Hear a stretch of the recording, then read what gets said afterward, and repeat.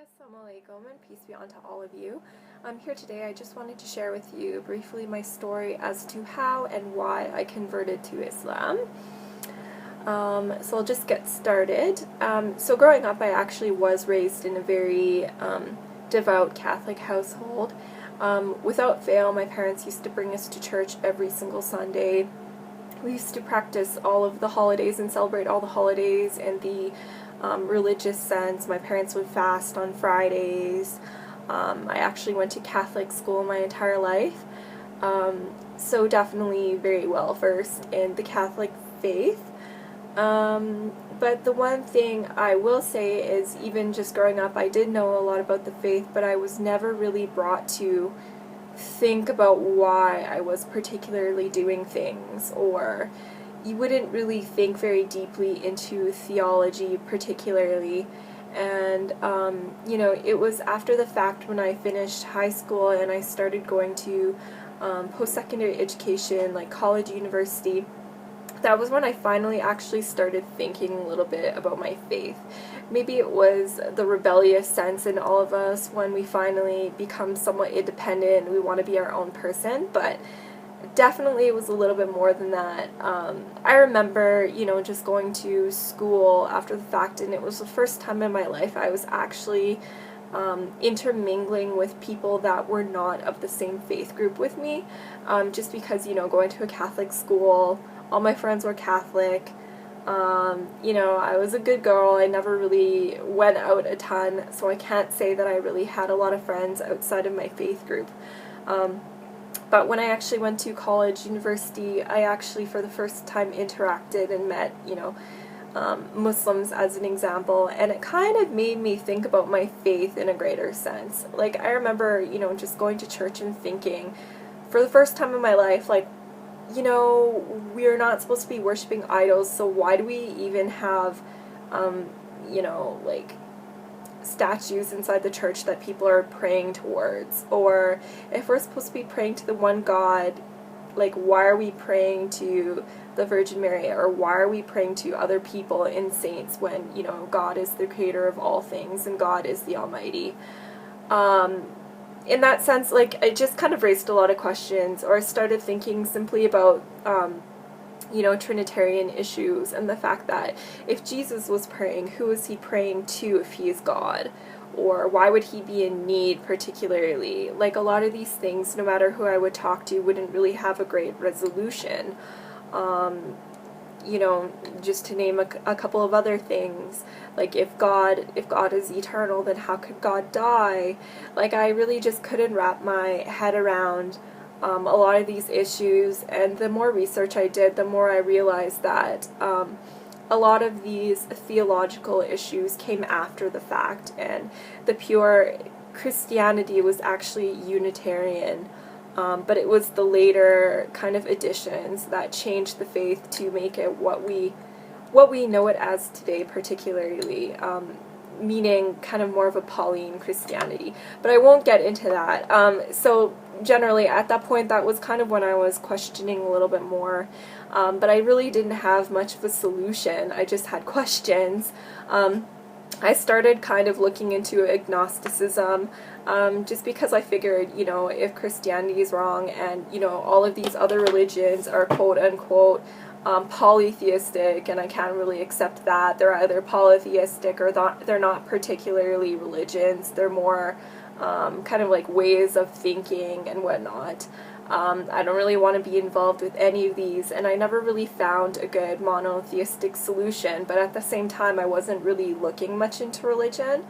But then it got to a point where I actually got in discussion about religion with some Muslims, actually, when I was at school. And I really didn't know much about their faith, to be quite honest. I had all of the stereotypical kind of ideas as to what Islam actually was. The fact that it was, terrorist mongering and a violent faith, and you know, they just want to convert everyone by the sword, quote unquote, or, you know, intolerant, they just want to kill everybody that didn't agree with them.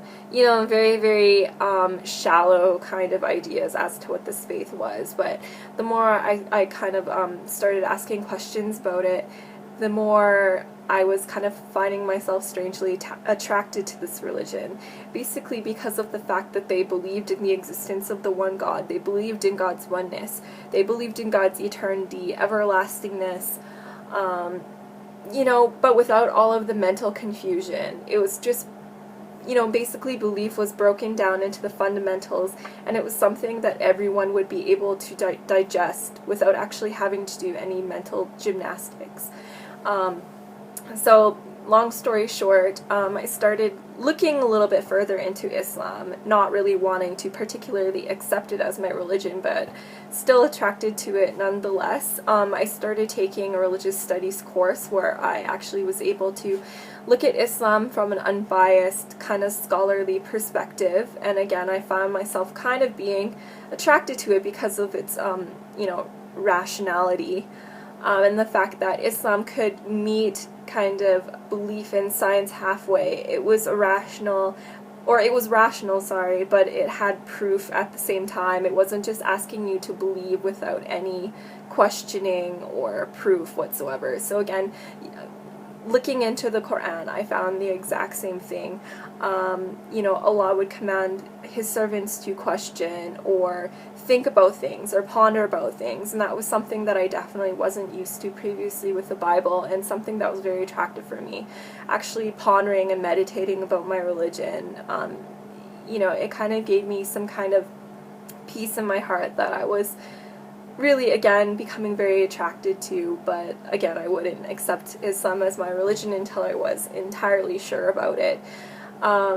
You know, so again, reading more into the Quran, I was finally also able to put Judaism and Christianity into perspective, particularly looking into the role of prophets.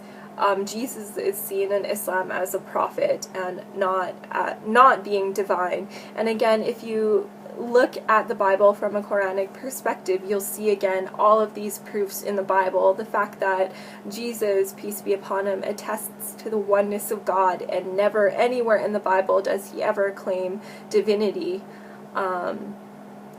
simply. You know, so reading into the Quran, it was slowly kind of answering questions for me. You know, when I would bring up all of these horrible arguments that I would see online and whatnot, to people of faith that were actually well versed in their religion, you know, I would always find some kind of resolution.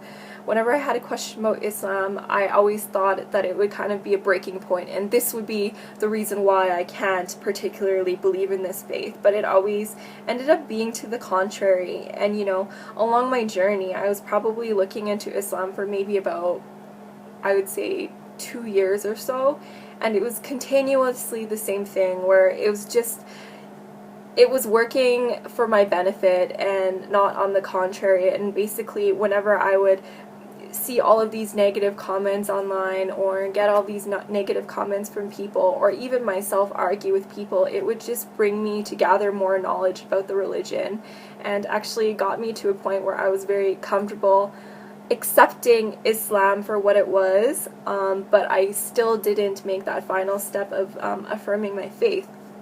And then I found it was actually just one very last driving point that brought me to accepting Islam. When I was actually very close to accepting Islam, I was doing an internship in Edmonton, where I was in school at the time, and this was coming to an end, and I was on my way back to Calgary, where I would actually be living with my older sister for the first time in many years, because she had actually been in Edmonton for university and I was in Calgary. It was just a big jumble. But anyways, so that was the very first time I would be living with her in years. And I just remember one morning, I remember this very vividly, and it was actually the middle of Ramadan. I wasn't practicing or anything yet at that point. I'm still looking into Islam, but I heard like some crazy rustling noises and business going on in the kitchen, and I was like, what is this? What is going on? And it was really early in the morning, and then I found my sister in there eating a bowl of cereal, and like she had all this food around her. And I kind of questioned her as to what she was doing, and I realized at that point that she was trying to attempt to fast.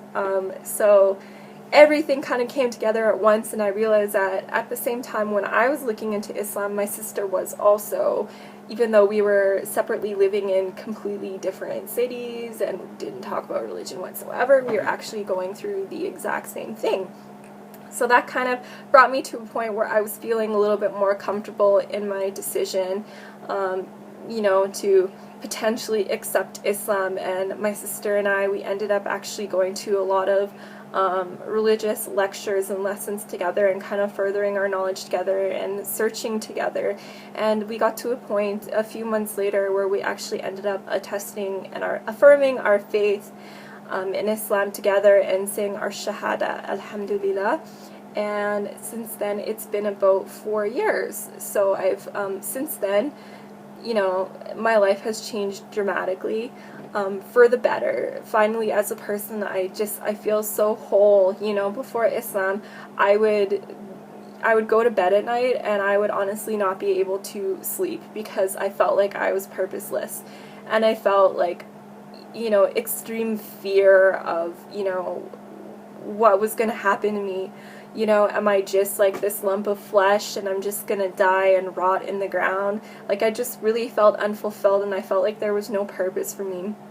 But in my life now, I can say that every single moment of every day, I feel like I'm accounting for it, and I actually have a purpose, and our purpose is to worship the Creator and devote our life to the Creator in the way that He has outlined in the Quran.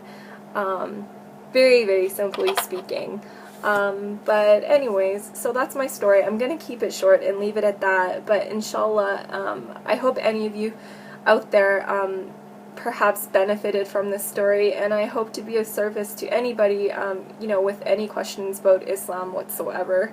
I would love to kind of dispel any myths and use my knowledge that I've gained over the past couple of years to, maybe inspire you guys in some way, or at least provide you with some knowledge, or answer any of the questions that you've been burning to have answers to. But for now, Assalamu alaikum.